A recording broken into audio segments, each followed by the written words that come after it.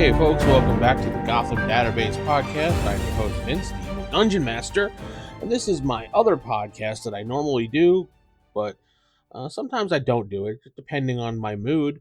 But this podcast, I think, needs to be revitalized, brought back, and full-time talked about since the Kickstarter for the 40th anniversary DC Heroes game is coming out. November 18th is when the Kickstarter will drop, according to Cryptozoic, excuse me. And we will be talking to them next week on my channel, the Evil DM, youtube.com/EvilDM, or just go to theevildm.com and I'll have the interview up there next week when I have a chance to speak with them. Now, my thoughts on this Kickstarter is I'm not sure what they're doing, and based on stuff I'm reading, I believe they're reprinting the first edition of the book with some upgrades, some differences, maybe some new art. I don't know. They're very cryptic about what they're doing right now. I understand that because they're trying to put everything together, and on November 18th is when they're going to drop the actual whatever it's supposed to be. Now, I look forward to getting into this again, and I shouldn't say again, just getting into it. I mean, I've been playing this game for quite some time. I've been playing it on and off since the 90s. I built an entire city that I use, Nightfall Bay, which is on my blog, the Gotham Database, gotham-database.com, where you can go check that out and see. I basically took Staten Island when I was in high school, and I traced it out and revamped the entire city to be something different. I basically took the past of Staten Island when it was named something different. I went back, and then instead of when they renamed it Staten Island, I decided that they had a vote, and then there was a family, Nightfall. They renamed the city after them. It'd be the borough. Renamed the borough after them, and I started revamping it and how they were, what the actual places were in there. And I made that my custom superhero city that I used in Batman the role-playing game and second edition DC Heroes as well before I got into third. I mostly stuck with second, but third is just as good. I mean, I like it all in one book, personally. Now, I'm hoping that they do some reprints of second and third. I have no idea what they're doing exactly. I'm just super excited about it. I will probably try to get as much into this Kickstarter as possible. I mean, this is probably one of my favorite superhero role-playing games ever. I love it to death, and it's something I keep playing. I always go back to it. The Batman the role-playing game book probably is my favorite book out of the system, only simply the fact that it's cut down and limited. So what it did for me was give me the ability and the freedom to do whatever I wanted. Sure, I could have went to second edition or third edition or even back to first edition and filled in gaps, but I decided that this is the book that I have. This book followed me everywhere where I went around pretty much the United States. I've always had that book with me. When I had a box and I moved, that was in there. I always had that book if I wanted to play a game or I wanted to do write-ups or just do something simple for role-playing when I didn't have a group. That book was there. Always had that book with me. And to this day, it's just the game that I have. I love. As you see, the Gotham Database blog is something that I, based off of that, I'm starting to transition some things into third edition now because it's more people want that than just normal things. But the Batman write-ups are similar to any edition anyway. It's just missing like little things like motivation and stuff like that, and occupation, little small things. I think the cut down game is a lot better in my opinion, and I'm a type of GM that likes to create. If you're not the type of GM that likes to create stuff for the game, then don't. It's probably not a game for you. But if you like to invent things, create new rules, create new abilities and advantages and whatever, then yeah, Batman the role-playing game is for you. Obviously, it was made in 1989, and to pick up on the whole Batman movie that came out, Tim Burton's Batman, they wanted to capitalize on that. And I guess it didn't do as well as they thought it would be because they made so many copies of it. And for a while, you were able to get them on eBay for three of them for $10 a piece. I remember that um, when I was 2012 ish. I was working and I was trying to get some people to play a role playing game at the office.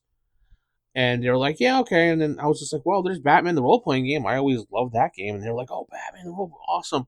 So I remember one guy went on eBay and he bought a whole bunch of books for the office people to, and he bought, I think he spent $20 plus shipping and he wound up getting like 8 or 9 books total because they were so cheap. I don't think they're cheap anymore now, but I have 4 or 5 copies of it myself because the people wound up just giving them to me after we did stop playing. But yeah, the Kickstarter, I'm just excited about it. I email back and forth with the company. I really they want to know how to get this out there and hype it up, and I've been trying. By last night on our live stream on my channel, which was Wednesday when you hear this. I don't know when you'll hear this podcast, but it was Wednesday. You can go to Random Rolls. We talked about it for the first, I don't know, maybe 10, 15, 20 minutes or so of the podcast. And we just generally just chatted about Batman and stuff like that the rest of the night because it was kind of exciting to talk about this Kickstarter and this game. I don't know, man. Just sitting here and it's just funny that the Facebook group that I run is now exploding with membership. It's like constantly people are just like, join the group, join the group, join the group. We went up in probably, I don't know, 200 members since the Kickstarter announcement.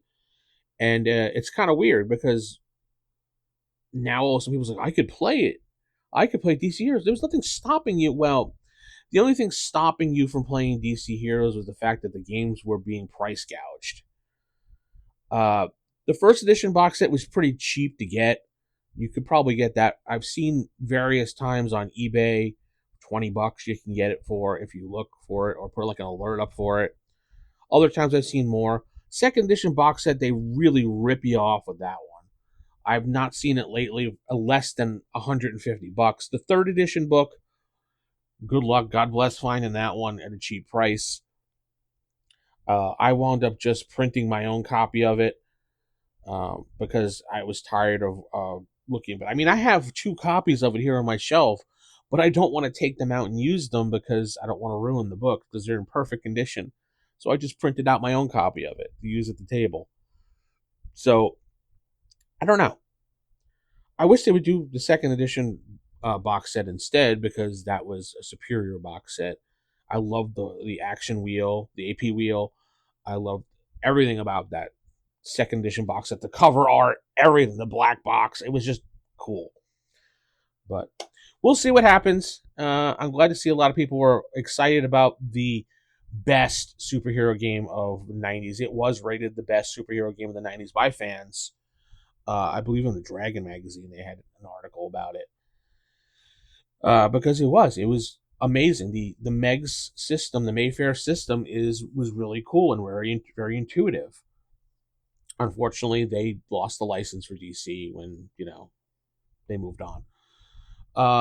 So yeah, we do. You could still get Blood of Heroes, but a lot of people never really liked Blood of Heroes, and no slight against them. They tried, but the artwork wasn't that great in Blood of Heroes, and it wasn't DC Heroes.